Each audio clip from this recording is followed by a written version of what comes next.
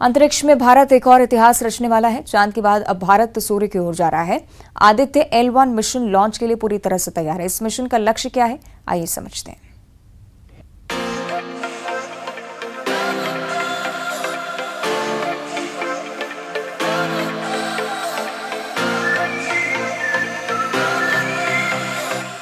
चंद्रयान 3 की सफलता के बाद अब भारत अंतरिक्ष में एक और ऊंची उड़ान भरने को तैयार है। सूर्य की स्टडी के लिए भारत का पहला अंतरिक्ष अभियान आदित्य L1 2 सितंबर को श्रीहरिकोटा से लॉन्च किया जाएगा। इसरो ने लॉन्चिंग की रिहर्सल भी कर ली है और अब दुनिया भर की निगाहें इस मिशन पर है। भारत अंतरिक्ष में एक और इतिहास रचने वाला है। आदित्य L1 मिशन का मकसद क्या है और ये कैसे सूर्य की स्टडी करेगा, आइए जानते हैं। आदित्य L1 सूर्य की करेगा study.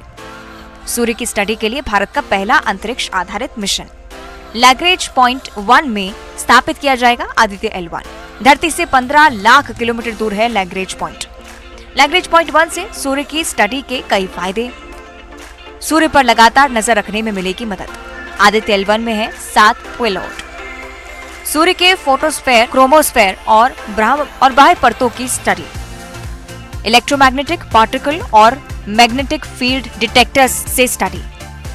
No, actually that is a study project. I think they are going to study at a distance of 15 lakh kilometers. It is going closer to sun, and they are trying to understand the core, and it's a good project. See, in ISRO we have no dearth of knowledge or intelligence or anything.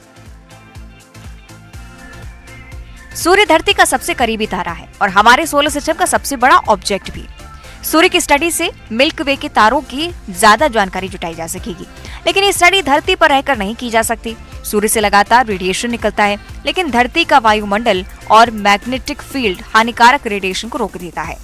ऐसे में सूर्य की study के लिए अंतरिक्ष में जाना जरूरी है।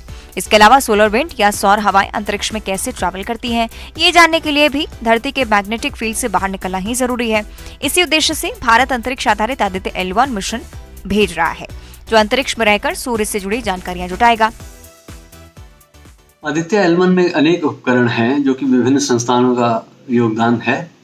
इनके जरिए सूर्य से आते हुए विकिरण, एक्स किरणें और ऊर्जावान कणों का अध्ययन होना है। सूर्य का जो कोरोना है वो अंतरिक्ष में फैलता जाता है, जिसको कि हम सोलर विंड के रूप में जानते हैं। सोलर विंड का अध्ययन होगा और इन सब के जरिए एक किस्म से हम पृथ्वी के आसपास के परिवेश में स्पेस वेदर को हम जान पाएंगे। और बहुत सी चीज़ों के लिए जो है हमें इतनी दूर जाना चाहिए जहाँ पर कि पृथ्वी का चुंबकीय क्षेत्र जो है वो उससे हम दूर हों, ताकि जो सूर्य से आने वाले ऊर्जावान कण हैं उनका हम समुचित तरीके से अध्ययन कर सकें। आदित्य L1 को धरती से 15 लाख किलोमीटर दूर लैग्रेंज पॉइंट 1 में स्थापित किया जाएगा, लेकिन ये लैग्रेंज पॉइंट आखिर है क्या? एस्ट्रोनॉमर RC कपूर बताते हैं कि ये सूर्य और पृथ्वी के बीच एक ऐसा बिंदु है जहां दोनों का गुरुत्वाकर्षण एक बराबर होता है। यहां से कोई भी यान सूर्य का उसी कोणीय गति से चक्कर लगाएगी जिस गति से पृथ्वी सूर्य का चक्कर लगाती है, और यहां से आदित्य L1 एक बिना किसी ग्रहण के लगातार सूर्य की स्टडी कर पाएगा। आदित्य L1 को लैग्रेंज पॉइंट को ध्यान में रखकर तैयार किया गया है। सूर्य का जो कोरोना है वो बहुत ही गर्म गैसों का एक वातावरण है और इसका अध्ययन केवल पूर्ण सूर्य ग्रहण के समय ही किया जा सकता था, और उस समय भी वैज्ञानिकों को केवल कुछ सेकंड से लेकर अधिकतम 7.5 मिनट तक का ही समय मिल सकता था, जिसमें वो उसकी तस्वीरें ले सकते थे, उसका वर्णक्रम आदि। लेकिन आदित्य L1 में जो कोरोना ग्राफ लगा है वो इसका अध्ययन काफ़ी समय तक कर सकता है, यानी कि 24/7 और 365 साल के। तो ये एक बहुत ही एम्बिशियस प्रोजेक्ट। चंद्रयान 3 की सफलता के बाद पीएम मोदी ने सूर्य मिशन की घोषणा की थी और अब आदित्य L1 मिशन अंतरिक्ष में जाने के लिए तैयार है। इस मिशन के जरिए भारतीय वैज्ञानिक एक बार फिर से अपनी क्षमता और काबिलियत बताएंगे। भारत अंतरिक्ष में एक और उपलब्धि के लिए पूरी तरह से तैयार है।